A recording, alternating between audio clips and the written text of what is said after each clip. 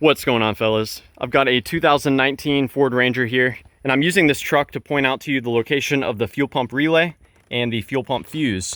Now, if you don't know how to get to these actual fuses, how to remove the covers, please check my video link down below for how to pop these covers off.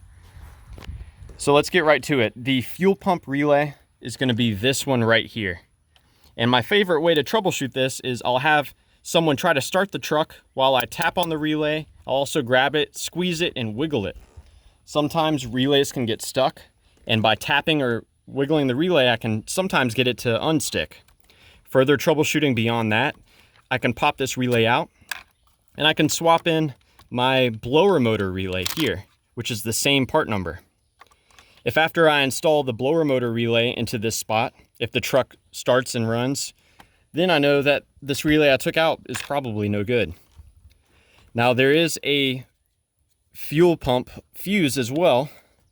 That's going to be on the bottom, this 30 amp fuse right there. Now both that fuse and this relay provide power not directly to your low side fuel pump, but to your fuel pump driver module, which is in the back of the truck.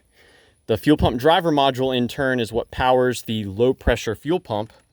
And the low pressure fuel pump, when operating correctly, will provide fuel pressure through this line to the high pressure pump here.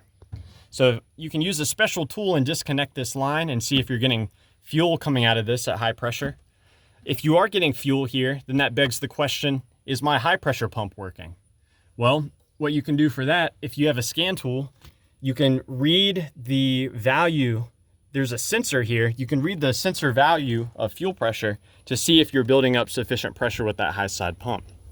And also, if your check engine light is on, you'll definitely want to look into that as well. So yeah, I hope this information was helpful for you. Please do let me know if you have any questions, or more importantly, any advice about the fuel pumps on your Ford Ranger.